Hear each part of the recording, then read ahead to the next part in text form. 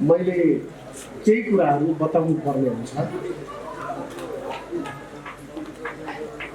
पार्टीहरूको भिडमा अर्को पार्टी थपियो, आम नेपालीले गर्ने टिप्पणी यस्तै हुन सक्छ, यिनीहरूले के गर्दा रहेछन् हेरौँ न भनेर भन्ने, त्यसपछि त्यस्तो भनाइ अब हुन सक्छ। यिनीहरूको काम र व्यवहार हेरेर त्यसपछि हामीले निर्णय गर्छौँ भन्छ। जनतामा के छ भने भनाइ, काङ्ग्रेस, कम्युनिस्ट, पञ्च र मधेसी पार्टीहरूले देशको लागि केही पनि गर्न सकेनन्।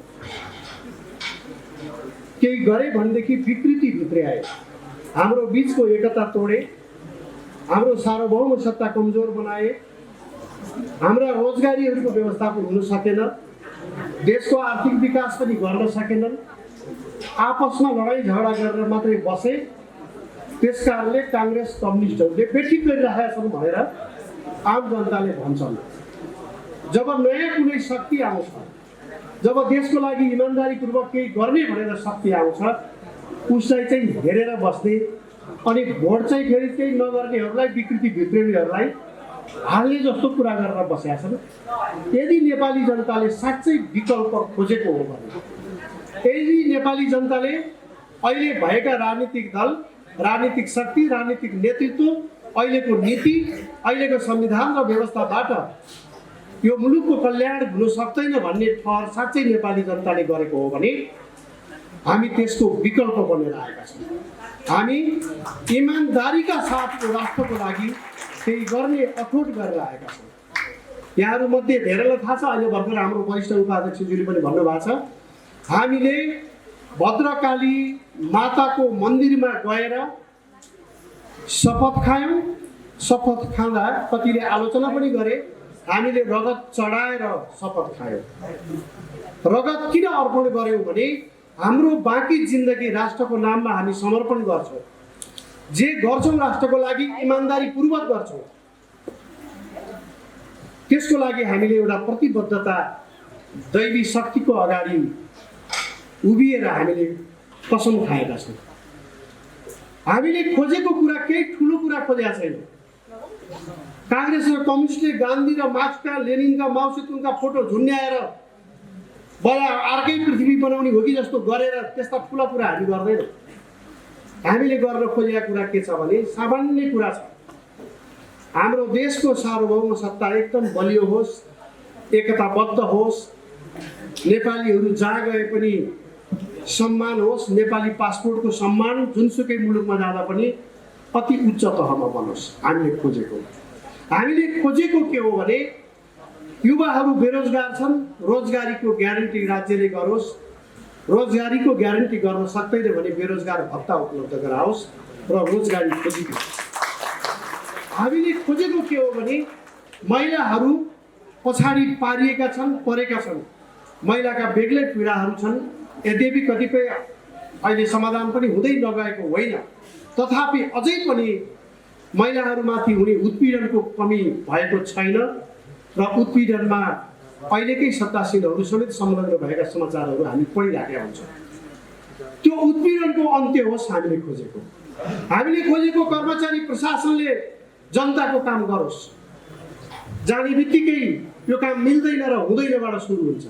कमसेकम हामीले खोजेको कुरा के हो भने नेपाली जनता जोसुकै होस्, कुनै सोच फोर्स नभएको मानिस होस्, कर्मचारी प्रशासनमा काम लिएर जाँदा हजुर कति कामले आउनुभयो, म के सेवा गरौँ, यो काम म आजै गरेर पठाइदिन्छु, अहिले गरेर पठाइदिन्छु भन्ने कर्मचारी प्रशासन खोज्या। हामीले खोजेको हाम्रो भान्सामा पाक्ने खानेकुरा सस्तो होस्, सुलभ होस्, गुणस्तरीय होस्, हाम्रो घर बस्न लायक होस्, जाडोमा न्यानो होस्, गर्मीमा शीतल आउने खालको बनाउन सक्ने त्यस्तो एउटा सहज सुलभ घर होस् हामीले खोजेको। हामी यिनी बाटोमा पुगेको ठाउँ, जान खोजेको ठाउँमा समयमै पुग्न पाइयोस्, कुनै कुराले अवरोध नगरोस्, सजिलोसँग सुरक्षित यातायात प्रयोग गरेर सजिलैसँग मान्छे आफ्नो गन्तव्यमा पुग्न सकुन्। हामीले खोजेको त्यो हो। हामीले खोजेको यो प्रकारको दिनहुँ महँगी होइन, सुलभ एकदम सस्तो जनजीवन, सजिलो जनजीवन खोजेको हो। र हामीले खेलाडीहरू जसले नेपालको नाम राख्छन् अन्तर्राष्ट्रिय क्षेत्रमा देशभित्रै पनि एउटा प्रतिष्ठा राख्छन् उहाँहरूको लागि विशेष भत्ताको व्यवस्था होस्, मासिक भत्ताको व्यवस्था होस्। जब राष्ट्रको नाम राख्ने आफ्नो जीवनै समर्पण गर्नु भएको छ भने खेलाडीहरूको लागि महिनावारी भत्ताको व्यवस्था होस् भन्ने हामीले खोजेका छौँ। हामीले किसानहरू जसले सिर्जना गर्छन्, उत्पादन गर्छन्, किसानहरूको सम्मानित जीवन होस्, उहाँहरूलाई ऋण पनि बिना ब्याज ऋण उपलब्ध गराइयोस्। अहिले पनि ऋणको कुरा छ, तर अहिले पार्टीका कार्यकर्ताहरूले, पार्टीका नेताहरूले किसानको नाममा ऋण लिएर आफै खाने चलन छ। हामीले त्यसको अन्त्य गराउन खोजेका छौँ। वास्तविक किसानको हातमा यो पुगोस्। हामी भन्छौँ ट्याक्सी चालकहरू छन्, ट्याक्सी चालकहरूले ऋण लिएर ट्याक्सी लिन खोज्दाखेरिमा एकदम सस्तो ब्याजमा उनले ऋण लिन पाउनु पर्यो। सस्तो ब्याजमा, धेरै सस्तो ब्याजमा 1% 2%मा। यसै गरी जुन पेसा व्यवसायका मानिस आफै संलग्न भएर व्यवसाय गर्न चाहनुहुन्छ उहाँहरूको लागि चाहिँ राज्यले विशेष व्यवस्था गरोस्, विशेष सुविधायुक्त ऋण उपलब्ध गराओस्। कुनै पनि उद्योग धन्दा कल कारखाना खोल्नको लागि लाइसेन्स एकदमै कडा छ। त्यो लाइसेन्स लिन र अध्ययन रिपोर्ट बनाउन मात्रै धेरै दुःख पाउँछ व्यापारीहरूले, व्यवसायीहरूले। त्यो अवस्थाको अन्त्य होस्। अहिले सबभन्दा ठुलो व्यवसाय के बन्या छ? राजनीति र प्रशासनमा काम गर्ने। सबभन्दा धनी को छन्?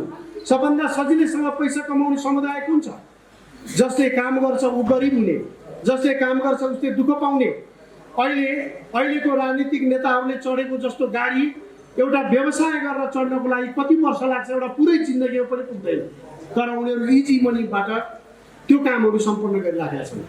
राजनीति केवल राजनीति कर्मीहरूको लागि हामीले त भन्ने गरेका छौँ, राजनीतिजीवीहरूको लागि, राजनीति गरेर जीवन चलाउने, जीविका गर्नेहरू। अहिलेको राजनीति व्यवसाय बनेको छ। हामी राजनीति व्यवसाय नभएर यो सेवा हो भन्ने कुरा हामी स्थापित गर्न चाहन्छौँ। हामीले खोजेको कुरा, हामी नेपालीहरू जो जहाँसुकै बसौँ हाम्रो धर्म, संस्कृति, परम्परा मान्न पाऊँ, आफ्नो सभ्यता जोगाउन पाऊँ, आफ्नो संस्कृति रक्षा गर्न पाऊँ, हामीले खोजेको कुरा त्यो हो। त्यसमा हामी खुसी हुन्छौँ। अनि यही नै जुन कुरा हामीले खोजेका छौँ यो मानिसको खुसी खोजेका छौँ। हामीले खोजेको प्रकृतिको खुसी पनि हो, त्यो मानिसको खुसीसँग जोडिएको छ। हाम्रा जङ्गलहरू सुरक्षित हुन्, हरियाली हुन्, हाम्रा नदी नालाहरू आतङ्ककारीहरूले अहिले एकदमै आक्रमण गरेर चाहिँ नदी नालाहरूले आफ्नो बाटोमा सुरक्षित तवरमा हिँड्न पनि पाएका छैनन्। हामी हाम्रा नदी नालाहरू सुरक्षित तवरले बग्न पाउनु भन्ने चाहन्छौँ। हामी हाम्रा हिमालहरू सुरक्षित हुनु भन्ने चाहन्छौँ र त्यस्तोसँग हामी मान्छेको खुसी जोडिएको छ। र जे कुरामा मानिस खुसी हुन्छन् त्यही कुरामा अग्रगामी कदम चाल्ने हो, त्यो नै अग्रगमन हो। अहिले उहाँहरूले भन्नुभएको जस्तो अग्रगमन गलत परिभाषा भएको छ। अहिले त ठिक विपरीत भएको छ। देशको एकता हुनुपर्छ, देश विभाजन हुनु हुँदैन भन्ने चाहिँ गलत, देश टुक्र्याउन पाउनुपर्छ भन्ने कुरा चाहिँ सही हो। अहिलेको समयमा अहिलेका क्रान्तिकारी मित्रहरूले, सत्तासीनहरूले गरेको परिभाषामा के छ भने देशलाई विभाजन गर्न पाउनुपर्छ भन्यो भने त्यो सही हो। देशलाई एकताबद्ध राख्नुपर्छ भन्ने चाहिँ लुकेर भन्नुपर्ने। देशको सबै नेपाली जनताको बिचमा एकता हुनुपर्छ, सद्भाव हुनुपर्छ भन्ने चाहिँ गलत रे अहिलेको समयले दिइराख्ने सन्देश, उहाँहरूले दिइराख्नु भएको सन्देश। यो सबै सन्देशहरू विपरीत छन्। हामी चिर्न चाहन्छौँ त्यसलाई। हामी के चाहन्छौँ भने नेपालीहरूले मानिआएका सबै धर्म, परम्परा, संस्कृति संरक्षण गर्ने वैदिक सनातन हिन्दू राष्ट्र चाहन्छौँ हामी। त्यसले नेपालीको बिचमा एउटा सम्मान र सद्भाव पैदा गर्नेछ। हामी किराँत धर्मको, बुद्ध धर्मको, जैन धर्मको, सिख धर्मको, बौद्ध धर्मको, मैत्रीय धर्मको जति पनि नेपालीहरूले मानिआएका धर्म छन्, इभन इस्लाम धर्म परापूर्व कालदेखि मानिआउनु भएको छ। नेपालीहरूले मानिआएका सबै धर्म परम्पराको संरक्षण गर्ने वैदिक सनातन हिन्दू राष्ट्रको स्थापना हामीले खोजेका छौँ। हामीले खोजेका छौँ प्रदेशको संरचनाको खारेजी। यो जनतालाई ठग्ने कुरा भइराखेको छ। संहिताको अवधारणा किन ल्याइयो भन्दा जनतालाई अधिकार, सेवा, सुविधा दिन पर्यो भनेर ल्याइयो। तर बिचमा एजेन्ट किन खडा गरियो? जनता कहाँ बस्छ? आकाशमा बस्दैन, जनता बस्छ जमिनमा, जमिन भनेको वडा हो, नगरपालिका, गाउँपालिका हो। त्यो गाउँपालिका नगरपालिकासँग सिधै सिंहदरबारलाई जोड्ने हो भने बीचको पर्दा हटाउनु पर्छ। पर्दा भनेको प्रदेश हो। प्रदेशको संरचना नेपाली जनताको हक अधिकार सेवा सुविधालाई छेक्न बसेको र खर्च बढाउन बसेको एउटा निकाय हो। त्यसको खारिजी हुनुपर्छ प्रदेश भन्ने हाम्रो पार्टीको स्पष्ट धारणा छ। हाम्रो पार्टीले जातीय आधारमा आरक्षण दिने कुरा, जातीय आधारमा समानुपातिक प्रणाली संसदमा पुर्याउने कुराको विपक्षमा उभिएको छ। यसको विपक्षमा उभिने कारण जातको आधारमा हरेक मानिस योग्य हुँदैन। जातैको आधारमा पनि कस्ता मानिसहरूलाई पठाइएको छ बेग्लै कुरा हो। नेपालमा जातीय भावना सधैँ जीवित राख्नको लागि जातीय आधारमा यो आरक्षण प्रणाली ल्याएको। हामीले हेऱ्यौँ अमेरिकामा के प्रणाली छ, युरोपमा के प्रणाली छ, बेलायतले के अभ्यास गरिरहेका छ। हामीले जति पनि सम्पन्न देशहरूको उदाहरण हेऱ्यौँ, कुनै पनि मुलुकले जातीय आरक्षण प्रणाली लागू गरेको छैन। किन लागू गरियो भने जो मानिसहरू क्षमतावान छन् ती मानिसलाई आफ्नो देशमा ल्याउनको लागि उनका छोराछोरी त अल्छी हुन्छन्, पढ्न पनि अल्छी गर्छन्, उनका छोरीछोरीबाट देश चल्ने छैन, उनको शान शौकत जोगिनेवाला छैन। त्यसैले आरक्षण भनिदिइसकेपछि कैयन चाहिने मानिसहरू देश छोडेर जाने स्थिति हुन्छ। एउटा कुरा त्यो। अर्को कुरा, स्टेटलाई जगैदेखि कमजोर बनाउने प्रयास हो। त्यो राज्यलाई जरैदेखि कमजोर बनाउनको लागि जातीय आरक्षण प्रणाली ल्याएको। एउटा जातले अर्को जातलाई शङ्का गर्ने, देख्ने बित्तिकै हरेक कुरा बोलेका कुराहरू पनि यो जातको मान्छेले यो कुरा भनिहाल्छ नि भएर एउटा जातले बोलेको कुरो नपत्याइदिने। एउटा मानिस काहीँ चाहिँ चोरीमै पक्राउ पर्यो भने पनि चोर पक्रिया हुँदैन, हाम्रो फलानु जात पक्रिया भनेर चाहिँ प्रचार गर्ने। यो प्रकारको विकृति व्यक्ति जो भित्रिएको छ, हामी यसको अन्त्य चाहन्छौँ। र अर्को कुरा म तपाईँहरूलाई भन्छु, जातीयताको कुरा गर्दा हामीलाई अहिले हामी अफगानिस्तानको 50 वर्ष अगाडिको अवस्थामा छौँ। 50 वर्ष अगाडि जसरी त्यहाँ जात धर्मका नाममा, क्षेत्रका नाममा जसरी विभाजन सिर्जना गरिएको थियो, 50 वर्ष अगाडि जसरी राजनीतिक ध्रुवीकरण भएको थियो, रसियाली पक्षधर र अमेरिकी पक्षधर बनेर जसरी मानिसहरू घर घरमा कुरा गर्न थालेका थिए, अहिले ठिक त्यसै गरी हामीलाई चाहिँ नि यो एमसिसीसँग जोडेर अब एउटा चिनिया ध्रुव, एउटा अमेरिकी ध्रुव क्रिएट गर्न खोजिएको छ। नेपाली राष्ट्रिय हितको विपरीत यो प्रकारको ध्रुवीकरणलाई पनि हामीले चिर्नु छ। हामीले नेपाललाई ध्रुव बनाएर काम गर्नु छ, नेपालको पक्षमा काम गर्नुपर्ने हुन्छ। हामी कुनै अरू ध्रुवमा जाँदैनौँ, हाम्रो ध्रुव भनेको नेपालै हो। सगरमाथालाई ध्रुव बनाएर हामीले हाम्रै हितमा काम गर्नुपर्ने छ। अब आयो कुरा के छ भने हामी त आयौँ, तर जनताको बिचमा हामीलाई कसरी लिइन्छ, कसरी हेरिन्छ भन्ने कुरा छ। हाम्रो देशको विडम्बना के छ भने हरेक कुरालाई सबभन्दा पहिला नकारात्मक रूपमा लिने। कोही मानिसले केही राम्रो काम गर्न खोज्यो भने त्यो अस्ति भर्खरसम्म अन्डरवेयर पनि नलाई हिँड्दै थियो, यसले आएर यत्रो कुरा गर्ने, ठुलो कुरा गर्ने, पहिला गालीबाट सुरु हुन्छ, उडाइन्छ, खिल्ली उडाइन्छ। यो पार्टी जसले यो संविधानमा भएका 23 ठाउँमा भएका त्रुटि सच्याउन चाहन्छ, सच्याउन नसक्नेहरूले हामीले भन्दा यदि हामीले दबाब दिँदा आग्रह गर्दा सच्याइएन भने हामी यो संविधान बदल्ने अभियानको पनि नेतृत्व हामीले नै गर्ने हो। तर पहिला हामी उहाँहरूलाई मौका दिन्छौँ। हामी के मौका दिन्छौँ भने तपाईँहरूले दिनभरि रातभरि ताली बजाउने जस्तो एकदम दुःख गरेर ल्याएको संविधान के पास गरियो भन्ने कुरा पनि थाहा पाउन नसक्ने गरी त्यत्रो दुःख गरेर ल्याएको संविधान हामी यसलाई पुरै अहिले नै खारेज गरिहालौँ भन्दैनौँ। यो संविधानको प्रस्तावनादेखि 23वटा ठाउँमा संशोधन गरियोस्, हामी त्यो विवरण दिन्छौँ। यदि संशोधन गर्न उहाँहरूलाई अल्छी लाग्छ भने हामी संविधान र तपाईँहरूलाई विस्थापित गर्नको लागि तयार छौँ। हामी त्यसको पनि अगुवाई गर्छौँ। तपाईँहरूले हेर्नु होला, एकचोटि संविधान कसैले हेर्नु भएको छैन भने त्यसको प्रस्तावनामा यो देशको निर्माण गर्ने वीरहरूलाई चिन्दैन, पृथ्वी नारायण शाहलाई चिन्दैन, वंशु गुरुङलाई चिन्दैन, श्रीकृष्ण पाठकलाई चिन्दैन, वीरभद्र उपाध्यायलाई चिन्दैन।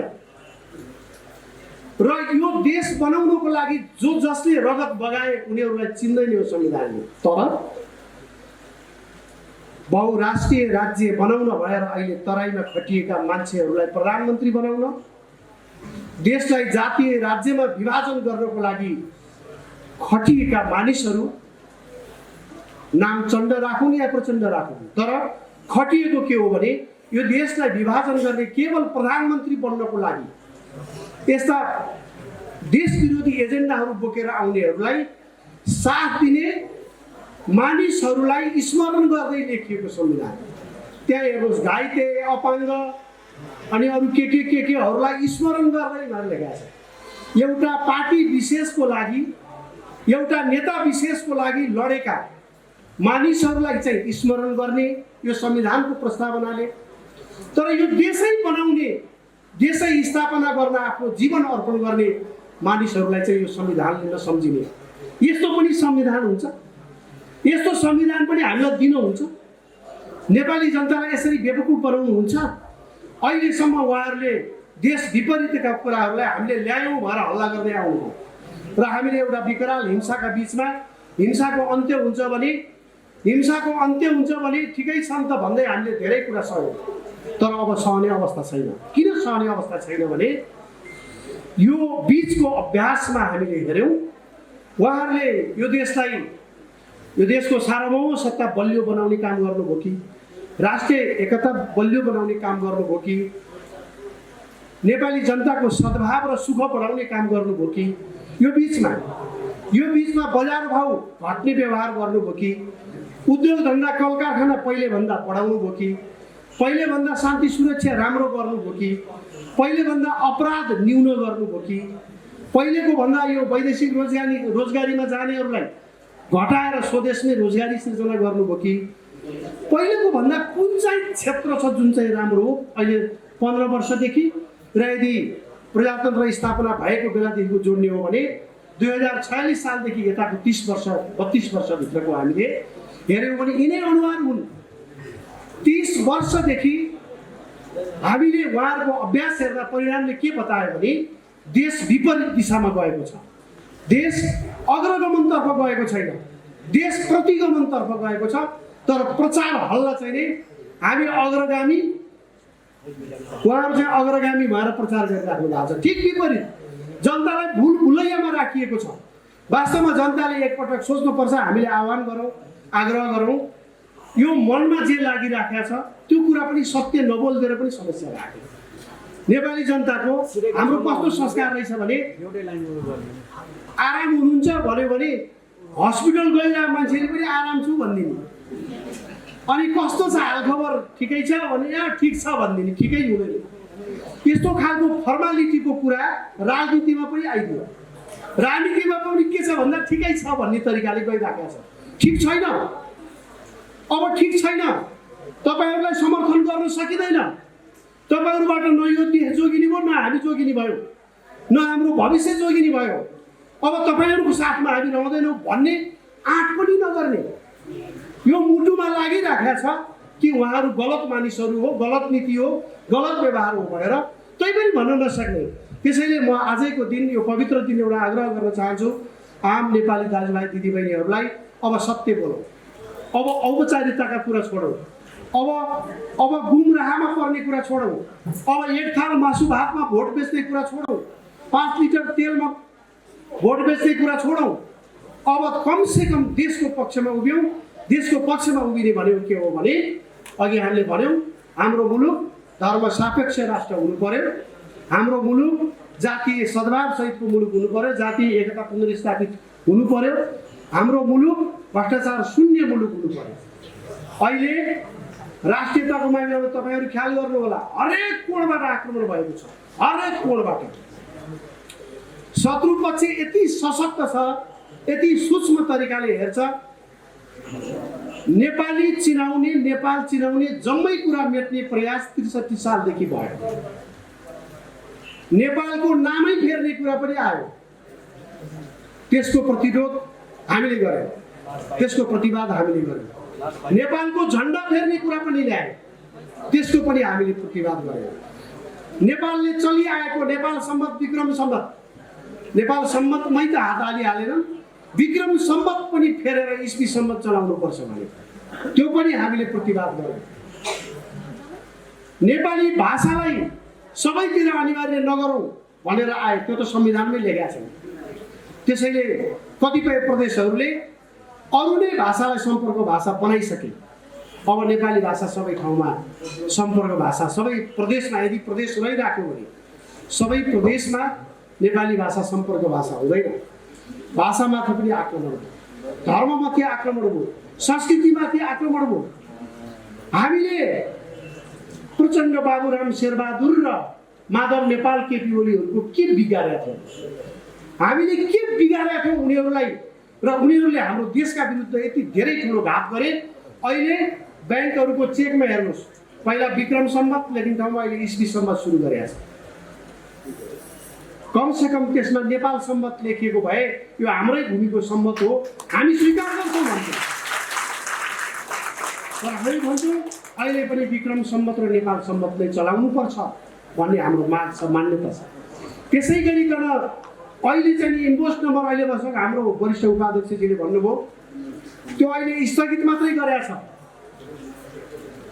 हाम्रा गतिविधिहरूको हरेक सूचना इन्भोइस नम्बर राखिसकेपछि बङ्गलादेशमा रहेको अमेरिकी कम्पनी मार्फत अमेरिकाले प्राप्त गर्छ। कुन गाडी लिएर को मानिस कहाँ जाँदैछ भन्ने कुराको जानकारी यदि नेपाल राज्यले लिदिएको भएदेखि त्यो हामी खुसी हुन्थ्यौँ। हामीले त खोजेकै के हो भने नेपालको राज्य चाहिँ सुकुम्बासी पिता जस्तो, पिता मात्र जस्तो भयो, अलपत्र छोराछोरी। हामी के चाहन्छौँ? हामीले खोजेको राज्य भने बाबु आमाले जसरी छोराछोरीलाई केयर गर्छन्, हरेक सदस्य, हरेक नागरिकलाई राज्यले देख्नु पर्यो, राज्यले हेर्नु पर्यो। मेरो कोही छैन भन्ने स्थिति हुनु भएन। मैले जागिर पाइनँ, मैले काम पाइनँ, राज्यले मलाई खोजिदिनु पर्यो। म बिरामी भएँ, मेरो उपचार राज्यले निःशुल्क रूपमा गरिदिनु पर्यो। बुढेसकालमा मेरो के होला, छोरा नातिले नहेर्ने भए भनेर कुनै वृद्ध बाबुआमाले भन्नु नपरोस्। कुनै केटाकेटीले मेरा बाबुआमा चाहिँ भए रहेनन्, म अब कसरी जीवन बिताउने, मागेर खानुपर्ने भयो भन्ने स्थिति नहोस्। मेरो राज्य छ, राज्यले मलाई हरेक अंशमा हेरिराखेको छ। मेरो सुख दुःख राज्यले बुझ्छ भनेर एउटा नागरिकसँग सिधै सरकार राख्ने राज्यको हाम्रो पार्टीले परिकल्पना गरेको छ। त्यसैले यदि इन्भोइस नम्बर यो राज्यले हरेक नागरिकको गतिविधि हेरेर खोजेको थियो भने, हरेक नागरिकमाथि निगरानी राख्न खोजेको थियो भने हामी यो नम्बरलाई हामी स्वागत गर्न सक्थ्यौँ। तर विदेशीले हामीमाथि राख्ने निगरानी मुर्दाबाद, हामी त्यो निगरानी चाहँदैनौँ। यो बिचमा, यो देशभित्र तपाईँहरूले हेर्दाखेरि मात्रै यो टेलिभिजनमा हेर्नुहुन्छ, आज माधव नेपालजीले यसो गर्नुभयो, फलानु प्रसादले यसो गर्नुभयो, फलानु बहादुरले यसो गर्नुभयो। वास्तवमा उहाँहरू पुतली मात्रै हो, डमी। पछाडिपट्टि हुन्छ नि एउटा खेलमा, पछाडिपट्टि धागोले तानेर अगाडि बढाउने, पछाडि बढाउने पुतलीहरू हुन्छ नि। यसको भित्री कथा तपाईँहरूलाई अहिले यहाँ यो समयमा भन्न सम्भव छैन। नेपाली जनतालाई किताब लेखेर पनि भन्नुपर्छ भएर एउटा किताब माघ महिनामा प्रकाशित हुँदैछ। हामीले वर्तमान राजनीतिक नेतृत्वले यहाँसम्म आउँदा कसरी कठपुतलीको भूमिका निर्वाह गरेका थियो भन्ने कुराको 25 वर्षदेखि हामीले अनुसन्धान गरिराखेका थियौँ। त्यो किताब आगामी माघमा प्रकाशित हुन्छ। शत्रुपक्षले अहिले नै यो घोषणा गर्दाखेरिमा मेरो सुरक्षा या हाम्रो सुरक्षाको कुरा आउला, तर हामीले राज्यको नाममा देशका लागि ज्यानै समर्पण गरेर आएका छौँ। हामीले तपाईँहरूलाई भन्नुपर्दाखेरि हाम्रा पार्टीका अधिकांश सबै साथीहरूले एउटा अठोट गर्नुभएको छ। त्यसै रगत चढाएको होइन। हामीले अब आफ्नो घरको हिसाब किताब, आफ्नो साथी मित्र दुश्मन को हो सबै डायरीमा लेखिदिएर छोरा छोरीलाई जिम्मा लगाएर त्यसपछि हामी यो राजनीतिक पार्टी खोलेर आएका छौँ। हामी कुनै बाँचेर कुनै फलानु र चिलानु जस्तो अघि पछि गाडी हल्लाएर हिँड्ने, देशको सम्पत्ति स्वाहा बनाउने, विदेशमा बसेर रगत पसिना बगाएर कमाएको पैसा ल्याएर आफ्नो घर चलाउने त्यस्तो उद्देश्यको लागि हामीले राजनीति सुरु गरेका होइनौँ। हामी त यत्रो समयसम्म हामी के पर्खिरहेको थियौँ भने यो देश उहाँहरूले नै बनाइदिए पनि हुन्छ। कहिलेकाहीँ चाहिँ नि चोरले नै चाहिँ राम्रो काम गरिदियो, झाल ढोका बनाइदियो भने पनि हामी स्वीकार गर्छौँ नि। हो, त्यसै गरी चोरै भए पनि आफ्नो घर बनाइदिन्छ, देश बनाइदिन्छ, बदमासै भए पनि भने ठिकै छ। उहाँलाई हामीले यत्रो 15 वर्षदेखि पर्खिबसेका थियौँ। अब हाम्रो पनि जिन्दगी जान लाग्यो। कसैले सुरु नगर्ने हो भने राम्रो कामको थालनी, कसैले पनि नगर्ने भएदेखि अनि कसले चाहिँ गर्ने त भन्ने प्रश्न उठ्छ। यसो हेरिन्छ, यतिका पार्टीहरू अहिले घोषणा गरेका छन् 10 लाख हामीले सदस्य पुर्यायौँ, अर्कोले घोषणा गरेका छ 10 लाख हामीले पनि पुर्यायौँ पार्टी सदस्य। तपाईँहरूलाई म एउटा उदाहरण दिन्छु। 3 वर्ष अगाडि चाइनामा हाम्रो एउटा भिजिट थियो। अनि त्यो चाइनिज नेताहरूले भन्नुभयो, सुनाउनु भयो, हाम्रो देशमा हामी जलविद्युतमा यति आत्मनिर्भर यसरी भयौँ, हामी खाद्यान्नमा यसरी आत्मनिर्भर भएर हामी संसारलाई यति खाद्यान्न सप्लाई गर्छौँ, हामी कपडामा यसरी आत्मनिर्भर भयौँ, हामी मेसिनरी सामानमा यो औद्योगिक उत्पादनका कुरामा हामी यसरी चाहिँ हामी आत्मनिर्भर भएर संसारलाई हामी यति निकासी गरिराखेका छौँ आदि। उहाँहरूले आफ्नो प्रगतिको विवरण सबै सुनाएपछि आनन्दले सुनिराखेका थियो। अन्तिममा प्रश्न गर्ला भन्ने नि सोचिएको थिएन। अन्तिममा त उहाँहरूले हामीलाई प्रश्न पो गरिदिनु भयो। हामी केही साथीहरू थियौँ, प्रश्न के गर्नु भने तपाईँहरू कहाँ चाहिँ के उत्पादन हुन्छ भनेर सोध्नुभयो। अब यस्तो जटिल प्रश्नको जवाब हामी कहाँ के उत्पादन हुन्छ भनेर दिन गाह्रो थियो। अनि हामीले अलिकता साथीहरूलाई रोक्यौँ, हामी कहाँ केही पनि हुँदैन भन्न खोज्नु भएको थियो। विषयलाई मैले डाइभर्ट गर्न चाहेँ र भने हामी कहाँ राजनीतिजीवीहरू उत्पादन हुन्छन्, तर हामी बजार पाइरहेको छैनौँ। त्यो वैदेशिक रोजगारीमा पनि राजनीतिजीवीहरू लिँदो रहेछ। हामीले त्यहाँ भन्यौँ हामी कहाँ उत्पादन हुने भनेकै राजनीतिजीवीहरू, राजनीति गरेर जीविका चलाउनेहरू।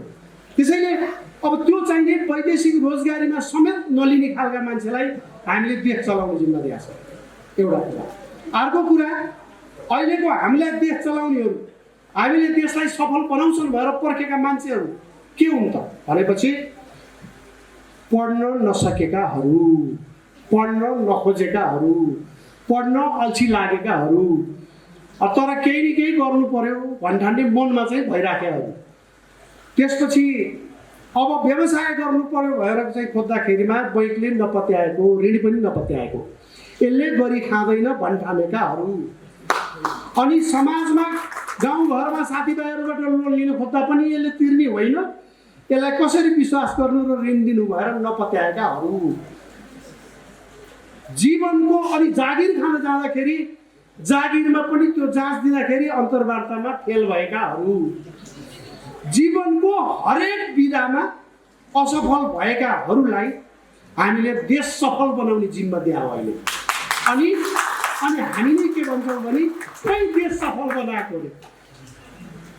जिन्दगीको सबै विधामा असफल भएको छ। चुनावमा भोट माग्दै भनेको छ, अब मलाई एकपटक मौका दिनुहोस् भन्दै आउँछ, आउँदैन। अब एकपटक त मैले नि मौका पाउनु पर्यो नि हजुर भन्छ। अनि मौका खोज्नेलाई दिने हो भोट, मौका खोज्नेलाई दिने होइन, देश बनाउन खोज्नेलाई दिने, देशको जिम्मेवारी लिनेलाई भोट दिने।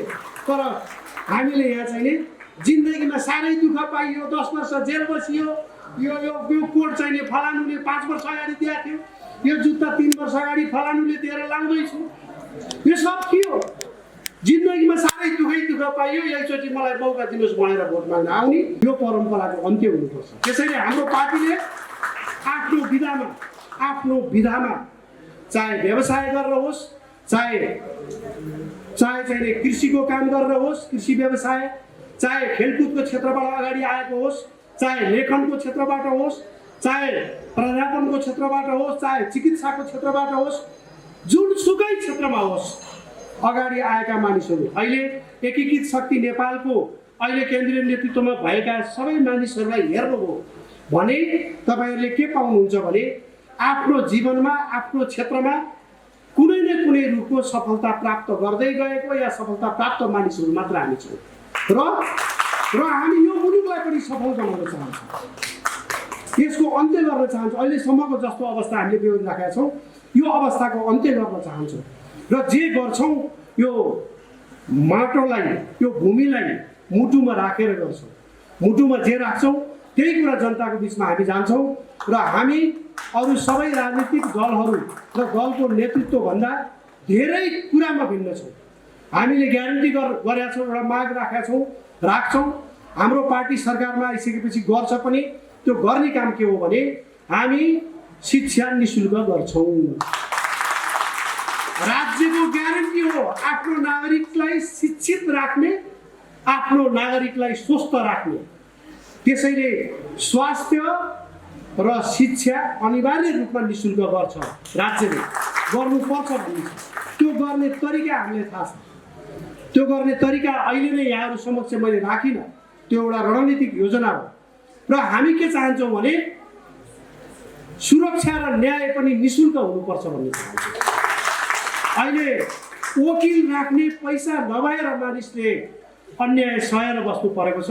हामी त्यो अवस्थाको पनि अन्त्य गर्न चाहन्छौँ। कुनै नेपालीले म फलानुबाट असुरक्षित भई भन्दा पुलिस घरमै पुगेर सुरक्षा दिने, अहिले बेकामका मानिसहरूलाई, अपराधीहरूलाई सहिरालेको जत्ता राख्ने छ सुरक्षा दिने भनेर। तर जनताले मैले सुरक्षा चाहियो भन्दा प्रहरी कार्यालयभित्र छिर्न पनि नदिने अवस्था छ। हामी त्यो अवस्थाको अन्त्य गर्छौँ। हरेक नागरिकको सुरक्षा, न्याय, शिक्षा र स्वास्थ्य अनिवार्य रूपमा हामी निःशुल्क गराउन चाहन्छौँ। हामीसँग त्यसको कार्ययोजना छ र त्यो कार्ययोजना हामी निश्चित समयमा कार्यान्वयन गर्छौँ। र हामीले अर्को के योजना बनाएको छौँ भने अहिले व्यापारी व्यवसायी यहाँ कोही हुनुहुन्छ भने, हुनुहुन्छ केही साथीहरू, तपाईँहरूले अरू कुरामा त दुःख पाउनुभयो, पाइराख्नु भएको छ। देशभरिका सबै उद्यमी व्यवसायीहरूले दुःख पाउनु भएको छ। त्यो कर तिर्न जाँदा समेत दुःख पाइन्छ। हामीले हाम्रो कर नीति बदल्न खोजेका छौँ। हामीले जनमुखी कर नीति भनेर जसले जति कमाइ गर्न सक्छ हरेक घर परिवारले आफैले कर निर्धारण गरेर राज्यलाई जानकारी दिने, कर उठाउन घर घरमा मान्छे आउने या अनलाइनबाट कर बुझाउने व्यवस्था गर्ने। हामीले अब कर्मचारीको मुख हेरिराख्नु पर्दैन, त्यहाँ गएर घुस दिइराख्नु पर्दैन, कर तिर्नको लागि पनि 4 दिन 5 दिन धाउनु पर्ने अवस्था अब बन्दैन, हामी बन्नु दिँदैनौँ। त्यसैले हामीले यो जनताले भोग्नु परेको हरेक समस्याहरूको हामीले यतिका वर्षसम्म जुन अध्ययन गरेर बस्यौँ, जुन अनुसन्धान गऱ्यौँ, के गर्दा जनताको हित हुन्छ भन्ने कुराको हामीले जुन सोच बनायौँ, अब त्यसलाई कार्यान्वयन गर्ने बेला आएको छ। लेखेर बोलेर त धेरै वर्ष बिताइयो, धेरै वर्ष हामीले लेख्यौँ, बोल्यौँ। कतिपय साथीहरूलाई अहिले पनि भ्रम छ, युट्युबमा गएर अन्तर्वार्ता दिएपछि मैले ठोक्दिएँ अब के नहुन्छ भने। त्यो होइन, केही हुँदैन। उहाँलाई गैँडाको छाला जस्तो भएको छ। माइती घरमा उफ्रेपछि के नहुन्छ भन्ने भ्रम छ। केही हुँदैन। माइती घरमा, ससुराली घरमा उफ्रेर केही पनि हुँदैन। अब उफ्रिनु पर्ने समय भनेको कहाँ हो? हामी भन्छौँ। हामी दिनदिनै तपाईँहरूलाई लगेर नेपाली जनतालाई चाहिँ आउनुहोस् भनेर घाममा सुकाउनु पनि चाहँदैनौँ। हामी नेपाल बन्द गरेर दुःख दिन पनि चाहँदैनौँ। हामी टायर बालेर प्रदूषण बढाउन पनि चाहँदैनौँ। शान्तिपूर्ण तवरबाटै हामी दानवराजको अन्त्य गर्न चाहन्छौँ। हामीसँग त्यसको कार्ययोजना छ र त्यो कार्ययोजना हुन्छ। अर्को कुरा, चुनावमा जाँदाखेरि हामी चुनावी पद्धति जुन छ यो पनि सुधार्न चाहन्छौँ। यसलाई सुधार्ने अठोट भएका कोही पनि साथीहरू यो पार्टीको सदस्य बन्न चाहनुहुन्छ भने सक्नुहुन्छ र यो पार्टीमा आबद्ध भएर अगाडि बढे बापत एउटा ग्यारेन्टी दिन्छु। एउटा आज भगवान शिवजीको हतियार, नेपाली तपोभूमिको हतियार त्रिशूललाई साक्षी राखेर यो पार्टी र यो पार्टीको नेतृत्वले नेपाली जनता र नेपाललाई कहिले पनि धोका दिने छैन। बरु मेटिएर जान्छ, बरु मरेर जान्छौँ हामी, तर नेपाली जनताको भावनामा हामी चोट पुर्याउने काम कहिले पनि गर्दैनौँ। नेपालको हित विपरीत होइन, हितलाई प्रतिकूल असर पर्ने कुनै पनि कार्य हाम्रो पार्टीले गर्ने छैन। हामी गर्छौँ भने केवल नेपाली जनताको हित गर्छौँ, त्यसका लागि समर्पित रहन्छौँ। यो पार्टीका सबै सहकर्मी साथीहरूलाई म आग्रह गर्न चाहन्छु कि हामी सबैले एउटा इमान्दारीका साथ जनताको बिचमा जान भोलिदेखि नै सुरु गरौँ। अब अर्को कुरा नि म आह्वान गर्न चाहन्छु, जो नेपाली काङ्ग्रेस बनेर बस्नु भएको छ, जो नेपाली कम्युनिस्ट बनेर बस्नु भएको छ, जो नेपाली फोरम अहिले के नाम राखेको छ, वर्षमा एकपल्ट नाम चेन्ज हुन्छ, थाहा छ के नाम राखेको छ अहिले, एउटा जे होस् मधेसको नाममा खुलेको पार्टी, हजुर सजपा जसपा जे होस् मतलब हामी त्यो बन्यौँ अनि पञ्च बन्यौँ हामी राप्रपा प्रजातिका अनेकौँ गुटका पञ्च बन्यौँ त्यो सबै त बन्यौँ तर एउटा कुरा बन्न बाँकी छ त्यो चाहिँ नेपाली जो मानिस नेपाली बन्न चाहन्छ काङ्ग्रेस बन्यौँ कम्युनिस्ट बन्यौँ पञ्च बन्यौँ के बन्यौँ तर जो नेपाली बन्न चाहन्छ त्यसको पार्टी चाहिँ एकीकृत शक्ति नेपाल हो हामी सच्चा नेपालीको प्रतिनिधित्व गरेर आएका छौँ र यही सन्देश लिएर जनताको बिचमा हामी जानेछौँ र यहाँहरू सबैलाई यो कार्यक्रममा सहभागी भएर हामीलाई साथ दिनुभएकोमा हार्दिक धन्यवाद र भविष्यमा अरू महत्त्वपूर्ण कार्यक्रमहरूमा पनि यहाँहरूको सक्रिय सहभागिता रहनेछ भन्ने विश्वास दिलाउँदै म सञ्चार माध्यमका साथीहरूलाई पनि हार्दिक धन्यवाद दिन चाहन्छु र अन्तिममा एउटा सूचना दिएर बिदा हुन्छु एकीकृत शक्ति नेपाल र मातृभूमिका लागि नेपाली गैर राजनीतिक सङ्गठन हो सामाजिक संस्था हो र एकीकृत शक्ति नेपाल र मातृभूमिका लागि नेपालीको संयुक्त आयोजनामा भोलिदेखि नेपालव्यापी र एक अर्थमा संसारव्यापी जागा नेपाली क्रिया छन् हस्ताक्षर अभियान सुरु हुँदैछ हाम्रा एजेन्डाहरूमा सहमति जनाउने सबै साथीहरूको हस्ताक्षर लिने र त्यसपछि हामीले अरू कार्यक्रम तर्जुमा गर्नेछ भोलि इन्द्रचोकमा 11 बजे हामीहरूको कार्यक्रममा सबै सहकर्मी साथी र अन्य मिडियाका साथीहरूलाई पनि सहभागिताको लागि आग्रह गर्दै म अहिले बिदा हुन्छु धन्यवाद जय माता।